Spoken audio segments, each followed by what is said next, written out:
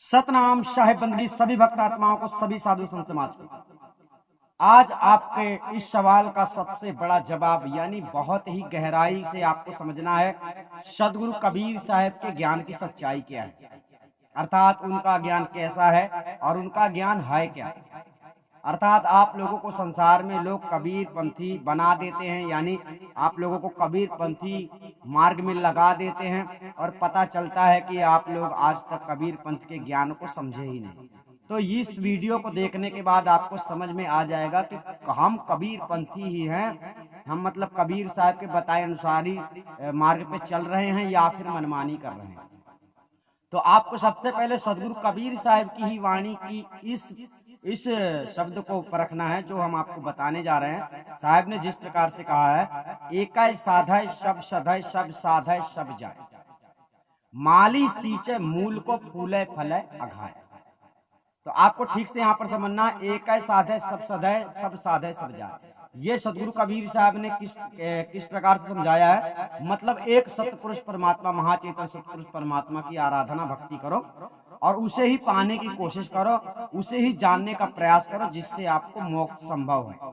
ठीक है, तो यहाँ पर सदगुरु कबीर साहब ने अपनी वाणी के अनुसार क्या कहा है, एक साधे सब सदे सब साधे सब जाए। यानी समस्त देवी देवता गण को जो लोग पूज रहे हैं संसार में, कोई काली देवी और कोई अनेक प्रकार की देवियां होती हैं जो गांव में होती हैं, घरों में होती हैं, उनकी भी पूजा सेवा लोग करते हैं। लेकिन साहिब यहाँ पर कह रहे हैं कि एक सतपुरुष परमात्मा की सेवा आराधना करनी चाहिए और एक सतपुरुष परमात्मा को जानना चाहिए जो अपना मालिक है, जो मूल है जगत का। तो अपनी वाणी में सदगुरु कबीर साहब ने तो ये समझाया, लेकिन साहिब की इसी वाणी से हम आपको समझाना चाहते हैं कि सदगुरु कबीर साहब ने मतलब अब हम आपको अपने तरीके से इस वाणी को समझा रहे हैं, एक साधे सब सधे सब साधे सब जाय। तो हम इसको कैसे समझाना चाहते हैं, जैसे कि देखो आप लोगों को मोक्ष मार्ग, मोक्ष में आप मोक्ष के प्राप्ति के लिए आप लोग इस मार्ग में चल रहे हैं, यानी कबीर साहब पर आपने भरोसा किया है, कबीर पंथी आप बन चुके हैं और कबीर साहब का ज्ञान आपको बड़ा पसंद आता है। परंतु आज आपको ये भी जान लेना है कि अगर आप कबीर पंथी हो, कबीर पंथ के मार्ग में चल रहे हो, तो उसकी सच्चाई को भी जान लेना है कि कबीर साहब ने हमें कैसा ज्ञान दिया, आप लोगों को कबीर साहब ने कौन सा उपदेश दिया है, क्या करने के लिए कहा है और क्या करने के लिए मना किया है। क्योंकि अगर आप ये नहीं जानते हो तो कबीर पंथी होने का कोई मतलब नहीं। ठीक है, तो हमारे कहने का तात्पर्य हम यहाँ पर जो समझाना चाहते हैं, जिस प्रकार से देखो कबीर साहब के बाद अनेक संत महंत पैदा हुए जो कबीर पंथ में ही रहे। जैसे कि आइए जानते हैं कि नानक जी रहे, ठीक है ना। तो आज आपको ये नहीं देखना है कि नानक जी ने ज्ञान उपदेश क्या दिया है, भले ही उन्होंने कितने ही बड़े ग्रंथ की रचना की है। अगर आप कबीर पंथी अपने आप को समझते हो या कबीर को सच्चा मानते हो, तो कबीर के उपदेश को अगर तुम मानना चाहते हो तो यहाँ पर आपको ये बात समझ लेनी है कि आपको ये नहीं देखना है कि नानक साहब ने क्या कहा है, आपको ये भी नहीं देखना है कि गरीबदास जी ने क्या कहा है, इसी प्रकार आपको ये भी नहीं देखना है कि दादू दास ने क्या कहा है। ठीक है ना। इस प्रकार जितने कबीर पंथ में कबीर साहब के बाद आने वाले जितने संत हैं, उनके ग्रंथों से ये नहीं जानना है कि फलाने संत ने ऐसा कहा है। आपको मूल पकड़ना है, कबीर पंथ का मूल कौन है, कबीर पंथ का मूल कबीर है, यानी सदगुरु कबीर है। और कबीर साहब का उपदेश, कबीर साहब का उपदेश बीजक है, यानी बीजक में सब कुछ आपको विस्तार पूर्वक समझा दिया जाता है, विस्तार पूर्वक बीजक की शिक्षा से आपको ज्ञान होता है कि हमें कैसे कैसे चलना होता है भक्ति के मार्ग में और मोक्ष के मार्ग में हमें क्या करना चाहिए तो हमें मोक्ष मिल जाएगा।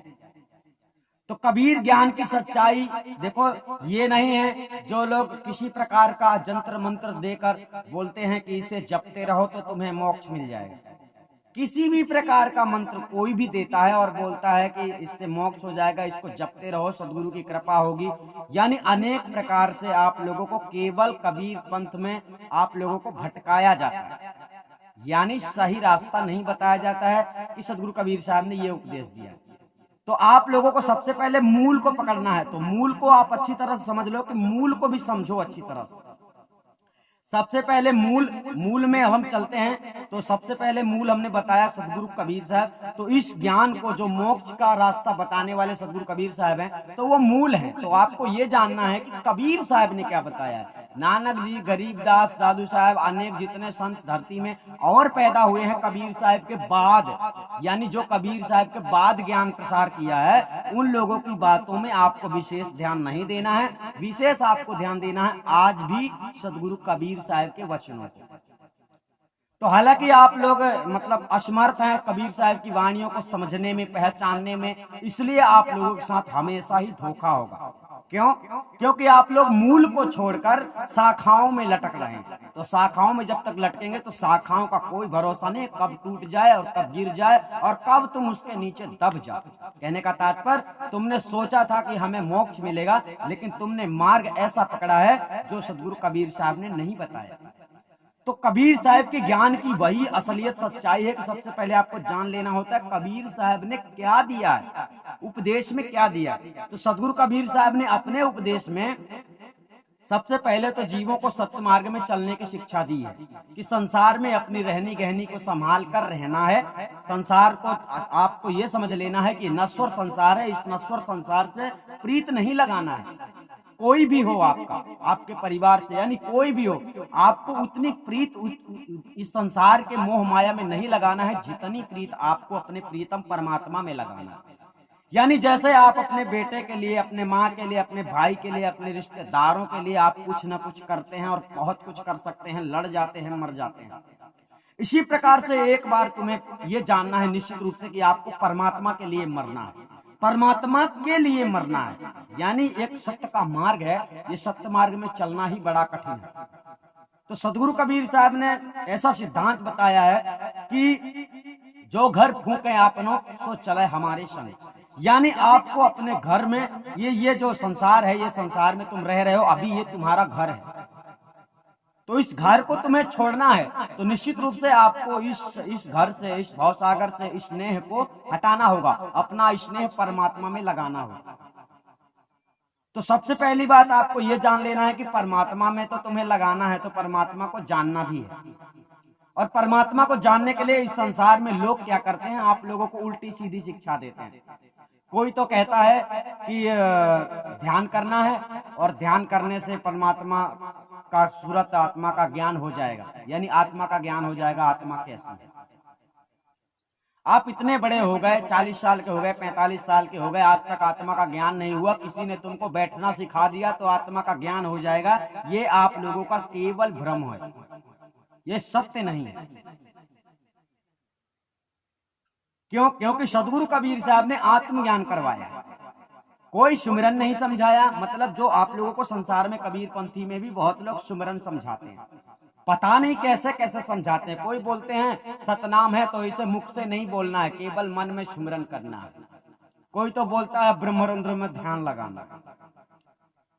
तो इस प्रकार की आपदाओं से सदगुरु ने आजाद किया है। ऐसी कोई बात नहीं बताई है कि परमात्मा को इस तरह से खोजना है। परमात्मा को कतई नहीं खोजना है। परमात्मा को खोजने वाला अगर खोजता है तो परमात्मा को कभी नहीं खोज सकता है। हम आपको निश्चित रूप से बतला रहे हैं, क्योंकि उसे कोई नहीं खोज सकता है। उसे केवल गुरु ही बता सकता है, गुरु ही उसे लखा सकता है, गुरु ही आत्मा और परमात्मा के स्वरूप ज्ञान का परिचय शिष्य को करवाता है। यही सदगुरु कबीर साहब का कार्य था, यही सदगुरु कबीर साहब का उपदेश था। पर सबसे पहली बात यह होती है कि आप सत्य मार्ग में चलते हो तभी आजादी आपको मिलेगी। अगर आप गलत मार्ग पे चल रहे हो, दुरुपयोग कर रहे हो, अपने जीवन को मतलब सार्थक करने में आप लोग असमर्थ हो, जीवन को सार्थक करने में असमर्थ आप तभी हो जाते हैं जब आप मनमानी करते हैं। जब आप सतगुरु के बताए मार्ग पे चल पड़ते हैं तो आप समर्थवान हो जाते हैं। यानी गुरु कहते कुछ और हैं, गुरु आपको किस मार्ग में चलाना चाहते हैं ये आपको शायद नहीं पता है, लेकिन आप उनके बताए मार्ग पे चलते रहोगे तो जीवन सार्थक होना निश्चित है। परंतु तुम अपनी मनमानी करोगे, अपनी चतुराई करोगे, इस मोह माया में भटकोगे, लटकोगे, तो आप लोगों को इस संसार में जो महामाया है आप लोगों को घेर के रखी हुई है, ये आपको आजाद नहीं होने देगी। क्योंकि ये आपको हमेशा उल्टे काम करने की आज्ञा देगी। माया जो है गलत करने में मजबूर कर देती है। यानी मनुष्य माया में इस तरह से भटक जाता है, टूट जाता है, गिर जाता है। बहुत लोग तो भक्ति छोड़ देते हैं। जैसा हमने वीडियो में बताया था कि भक्ति लोग डर के मारे करते हैं, तो आपको डरना किससे? आपको गलत करने से डरना है और किसी से नहीं डरना। तो सदगुरु कबीर साहब के ज्ञान की असली सच्चाई है, मोक्ष ज्ञान में आप लोगों को सदगुरु कबीर साहब का बताया गया आत्म स्वरूप ज्ञान प्राप्त होना चाहिए। सदगुरु कबीर साहब ने ऐसा कोई मंत्र नहीं दिया जिसको जपा जाता है और उसको जप के कोई मोक्ष प्राप्त कर ले, ऐसा बिल्कुल भी नहीं। आपको ये समझना है कि आप जब तक गलत नहीं करते हो तब तक आप सुरक्षित हो। अगर आप गलत करना शुरू कर दोगे तो आपको सजा मिलना शुरू हो जाएगी, और गलत आप तब तक करोगे जब तक आप गलत लोगों के सत्संग देखोगे, गलत लोगों के मतलब पक्षपात में रहोगे, तब तक आप लोग गलत ही करोगे। और गलत करोगे तो इसके बदले में तुम्हें मोक्ष मिलेगा, ये आपको अपने दिमाग से हटा देना चाहिए, क्योंकि संसार का नियम है, जैसा कर्म करता है मनुष्य फल उसी तरह से प्राप्त होता है। तो सदगुरु कबीर साहब ने कर्मों को अलग किया है कि सत्कर्म क्या है, सत्कर्म कैसे होते हैं। सत्कर्म करके ही तुम सतमार्ग में चल पाओगे। सतमार्ग में चलना मतलब सत्कर्म करना। सत्कर्म की कमाई तिल भर घटे न राई। लेकिन लालच में आकर मनुष्य ऐसा कदम उठा लेता है जो नहीं करना चाहिए, आगे चल के उस गड्ढे में गिर जाता है जो तुम दूसरे के लिए गड्ढा खनते हो। जैसे हमने आपको पहले ही बोला है कि चतुराई ना करो। अगर मोक्ष के मार्ग में चल रहे हो, कबीर पंथी में चल रहे हो, कबीर पंथी बने हुए हो, तो कबीर साहब के उपदेश को समझो। जिस प्रकार आदि अनादि मुक्ति पंथ में आप लोगों को कड़े संविधान में इसीलिए चलाया जाता है ताकि आप लोग अपने मंजिल को हासिल कर सकें। आप केवल मतलब इस आदि अनादि मुक्ति पंथ में जुड़कर और केवल सदस्यता प्राप्त कर ली है, हम तुमको कोई मंत्र दे देंगे, तुम उसको जपते रहोगे तो तुम्हारा कल्याण हो जाएगा, तो इस गलत फ्रेमी में बिल्कुल मत रहो। हम जैसा कहते हैं उस तरह से आप लोगों को चलना होगा, तभी तो आदि अनादि मुक्ति पंथ में जुड़ने का और मनुष्य तन प्राप्त करके मोक्ष प्राप्त करने का ये मौका तुम्हारा मतलब आपको जो कामयाबी मिलना चाहिए वो आपको मिलेगा। ऐसा तब होगा जब आप चल पड़ोगे बताए मार्ग। कोई तो ऐसा आप लोगों को भरोसा दिला देता है कि सदगुरु ही चाहेगा तो आप उसे पहचान पाओगे, आप उसे जान पाओगे। सदगुरु कभी नहीं चाहता और वो सदगुरु कुछ भी नहीं चाहता। उन्होंने एक मार्ग दिया है, इस मार्ग में चलना तुम्हें है, तकलीफ तुम्हें है, छूटना तुम्हें है, पहुंचना तुम्हें है, और अपने आप को तिनका छुड़ाना तुम्हें है। उसे करना हो तो उसे कोई भी काम करने में जरा भी समय नहीं लगता है। वो अखिल विश्व ब्रह्मांड को एक सेकंड में ही विभाजित कर सकता है, यानी एक तिनका, एक पृथ्वी का भी एक तिनका पता नहीं चलेगा। वो अगर करना चाहे तो वो कुछ भी कर सकता है। इसलिए ये उसका काम नहीं है कि मतलब वो तुमको मोक्ष दिलाएगा, कदापि नहीं। ये आपका ही काम है और आपको बताए गुरु के मार्ग पे चलना है, तभी आप अपनी मंजिल को प्राप्त कर सकते हो।